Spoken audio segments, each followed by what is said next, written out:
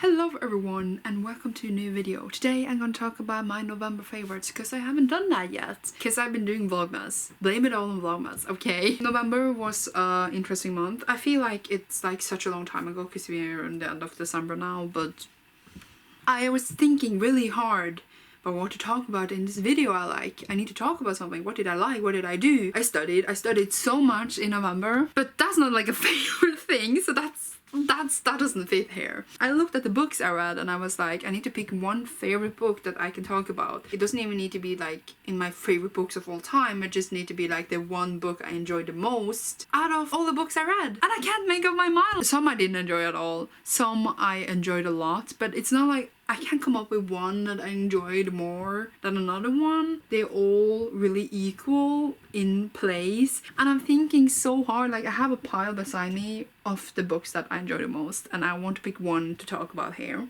so I can rave about it. And I can't make up my mind. It's actually annoying. I have decided now and I'm going with Vengeful by Schwab. I anticipated this book so much. It was one of my most anticipated reads. I went crazy buying this book. I bought an exclusive Oakwade box. My best friend bought me the Helloooo exclusive box, which was ridiculously expensive. I fell in love with all the things I got and there was so much hype and I had so many emotions. That is why I'm going for this one. Vengeful is the sequel to Vicious. And Vicious is a book that came out a few years ago and it follows Eli and Victor. Eli and Victor are best friends and they live together and they found out that extraordinary people exist, which are basically people with powers, and how you become one of those people with powers is near-death experiences. So they try to make their own near-death experiences through basically suicide. Oops. The story also follows several timelines. So we are in the future where Victor has just broken out of jail and he is after revenge on Eli. He blames Eli for being in prison for the last 10 years. So that's the conflict and it all wraps up in this nice bow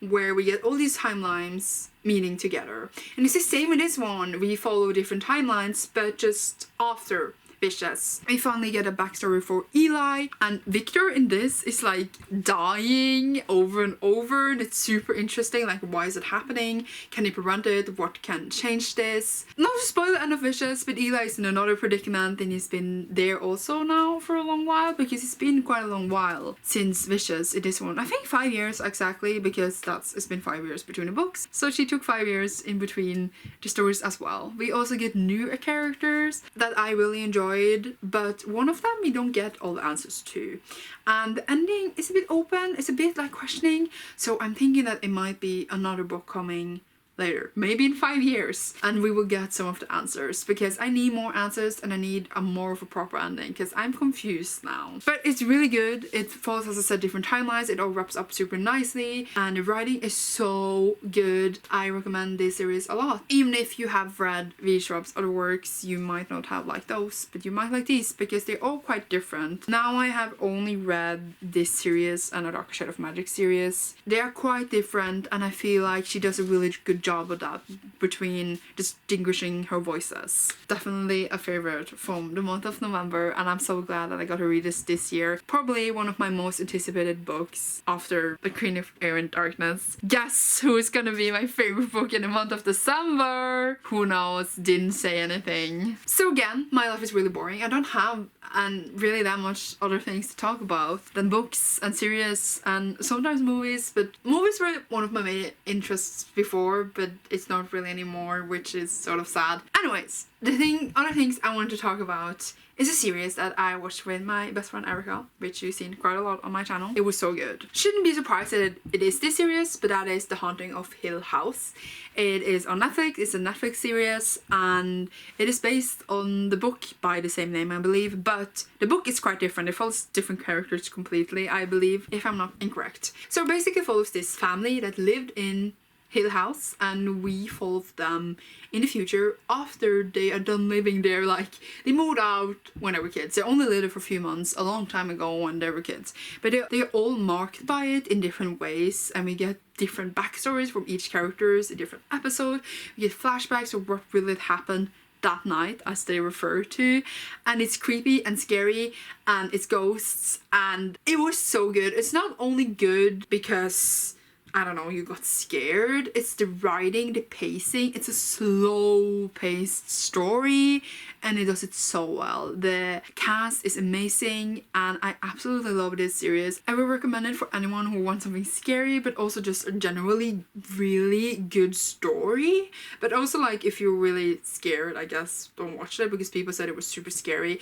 I thought it was really scary while watching and I did think about it a bit when it was dark, but now I totally forgotten about it. It's not like I'm scarred for life, but I guess that's quite normal. It's a month since I watched it. There was this one jump scare in the series that got me and my best friend so hard. We screamed so loudly and our heart just was pounding our chests, but it was such a good jump scare because it was really unexpected. And it's not a jump scare series by any means. I hate it when I do jump scares over and over because it's so cheap, but this has jump scares, yes, but it's not like you walk in the hallway and it's dark and it's like you expect a jump scare every single moment. There's actually not that many.